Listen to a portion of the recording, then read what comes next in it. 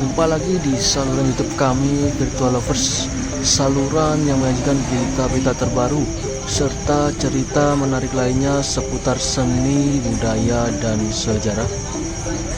Bagaimana kabarnya hari ini, sore hari ini? Kami harap semuanya selalu diberikan kesehatan dan juga dilancarkan segala urusannya. Senang sekali pada sore hari ini kami bisa kembali hadir dan bisa kembali menyapa Sobat Virtual Lovers semuanya.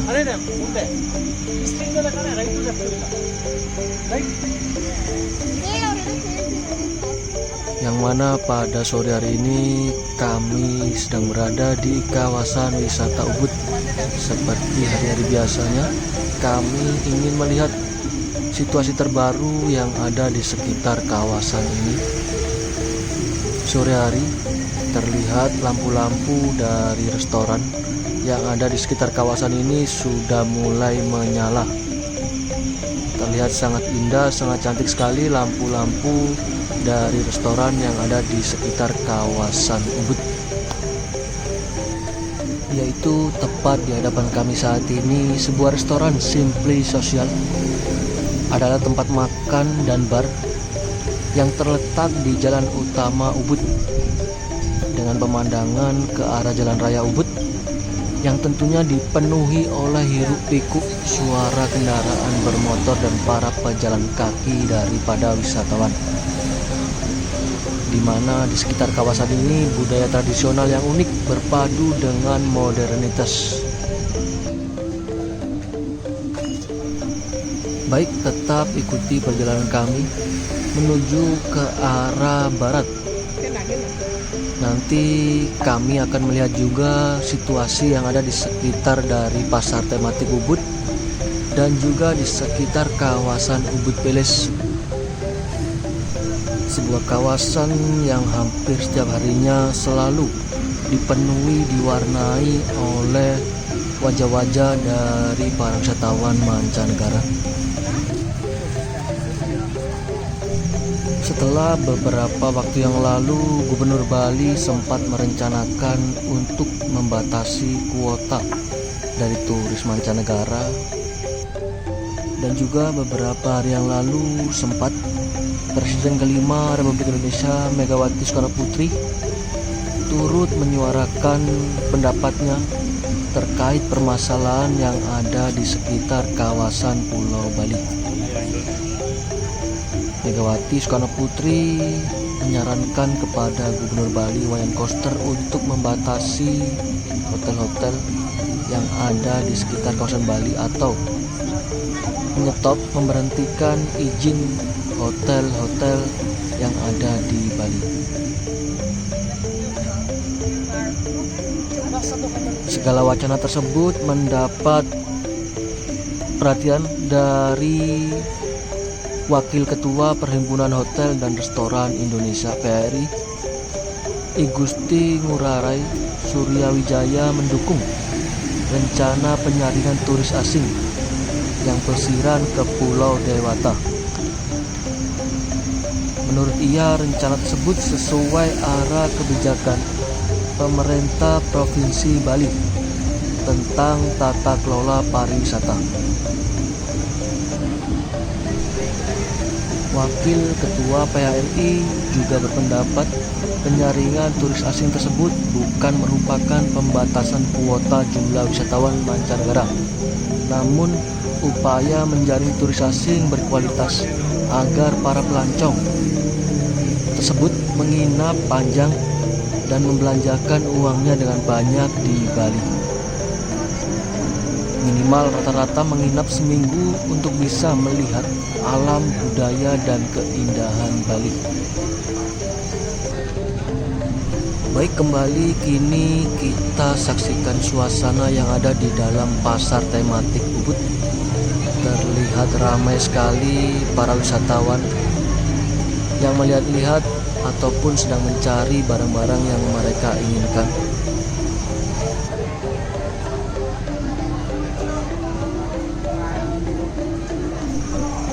Kami ucapkan selamat bergabung bagi yang baru saja bergabung, dan kami ucapkan banyak-banyak terima kasih bagi yang sudah mengikuti video kami dari awal tadi hingga kini. Semoga apa yang sudah kami sampaikan dan apa yang kami tayangkan pada hari ini bisa memberikan manfaat dan juga menghibur Sobat Buta Lovers semuanya. Kita lihat di depan dari Puri Agung Ubud atau Istana Raja Ubud, ramai sekali para wisatawan dari mancanegara. Sangat luar biasa sekali antusias mereka untuk berkunjung ke kawasan wisata ini.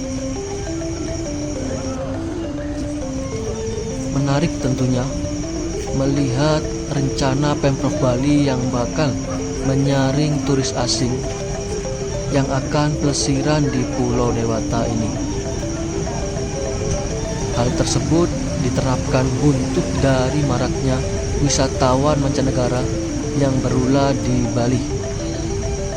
Wakil Gubernur Bali Cokorda Oka Arta Dana Sukawati juga akan menerapkan aturan agar hanya turis berkualitas saja yang datang ke Pulau Dewata ini. Tidak ada pembatasan terkait kuota turis asing. Kalau bicara kuota, kami kan sudah punya carrying capacity, kata Wakil Gubernur Bali di kantor Gubernur Bali. Menurut Coace, banyak wisatawan asing melanggar, namun ia belum membeberkan sistem seleksi turis asing yang akan diterapkan nantinya. Menarik juga tentunya melihat respon dari beberapa pengamat. Masalah turis asing di Bali belakangan semakin ramai, seperti berkendara tanpa helm, ugal-ugalan di motor, ribut dengan bercalang, tidak menaati aturan saat nyepi, dan lain sebagainya. Hal tersebut membuat banyak pihak, banyak orang emosi. Tapi mengatasi masalah atau permasalahan tersebut tak boleh tergesa-gesa dan perlu tindakan yang matang. Alih-alih tindakan yang sekedar reaktif. Begitu menurut para pengamat dan tokoh muda Bali. Kembali kita saksikan bersama aktivitas para wisatawan yang ada di sekitar pasar tematik Ubud. Mereka terlihat duduk santai sambil melihat lalu lalang hiruk pikuk kesibukan yang ada di sekitar kawasan Ubud ini. Para pengamat dan tokoh pemuda Bali juga turut memberikan beberapa hal yang perlu diperhatikan dalam mengatasi kejadian demikian tersebut.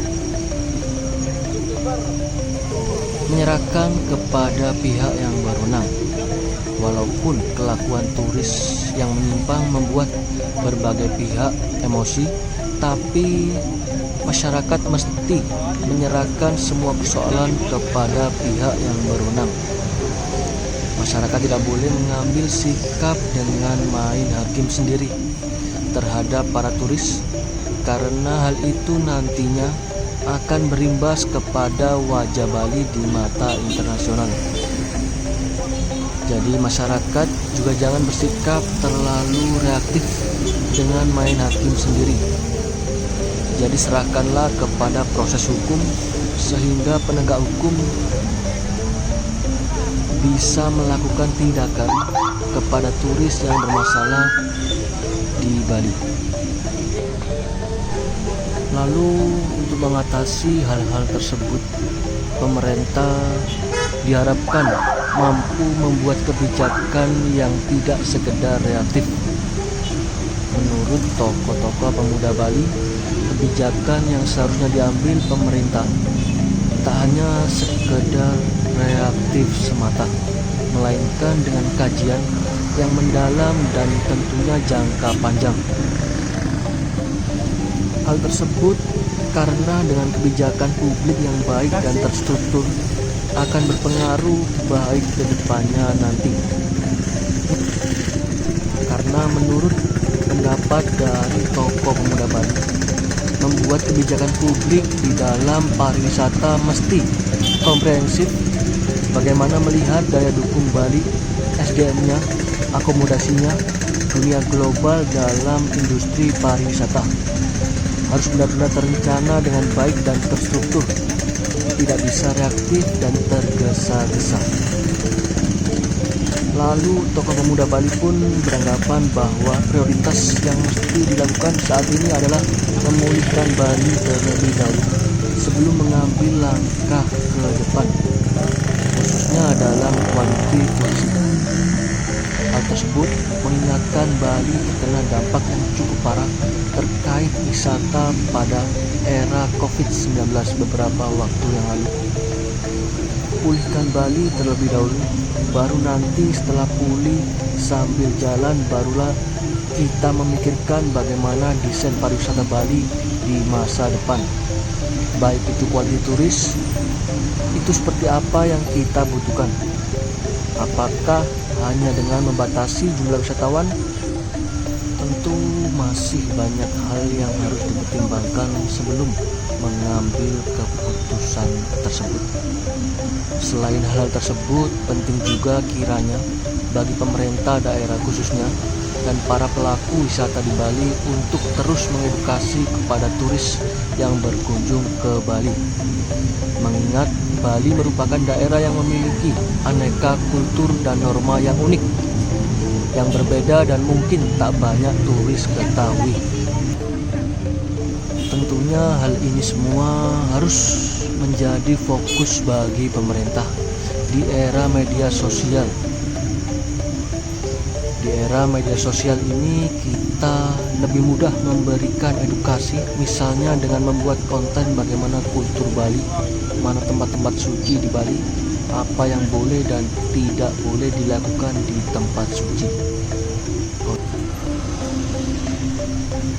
Konten-konten tersebut sepertinya harus diperbanyak, dan hal tersebut rasanya belum terlalu dioptimalkan oleh pemerintah setempat. Semoga kedepannya nanti pemerintah bisa membuat kebijakan-kebijakan yang positif, kebijakan-kebijakan yang tidak merugikan satu dan yang lainnya. Demikian video kami pada sore hari ini. Kami mewakili dari tim Virtual Lovers pamit undur diri terlebih dahulu. Jika ada kurang dan lebihnya dari apa yang sudah kami tayangkan dan apa yang kami sampaikan, kami mohon maaf yang sebesar-besarnya. Selamat beraktivitas dan selamat beristirahat.